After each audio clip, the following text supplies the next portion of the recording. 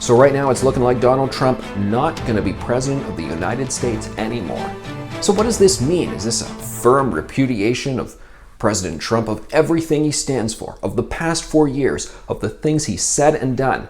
Does it mean that all those awful things people said about him ad nauseum on cable news, the elites on social media, that it's all correct, that he's a this and a that and so forth? Is that what this means? Actually, I think when you look at the results, it means the exact opposite. That even though he may not be prevailing and remaining in the White House, he's actually been validated in a certain sense. What do I mean by that? Well, for starters, Donald Trump got 70 million votes, several million more than he got in 2016, improving his vote count.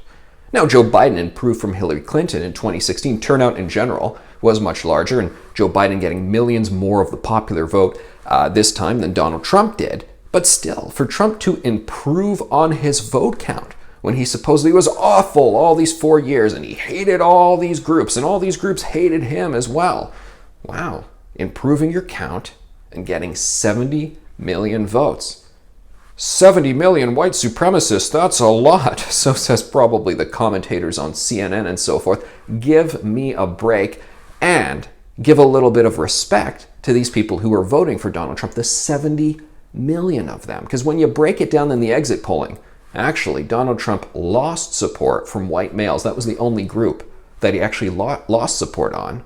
Proportionally, percentage-wise, he actually increased his support with African American voters, LGBT voters, Muslim voters. That's what the exit polling is showing. It is quite something. And I think one of the main lessons here is it's important that the establishment voices, the mainstream voices and so forth, that they don't approach a candidate that they don't like or don't understand as if, well, this is some fringe candidate who's only ever going to get single digits. Let's only talk about them in disparaging terms, and let's talk about their supporters as if they are bad human beings. Because really, what you're talking about is pretty much 50% of the country, a diverse spectrum of individuals, your neighbors, your coworkers.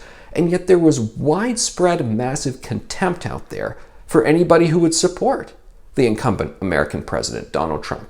That's really unfortunate.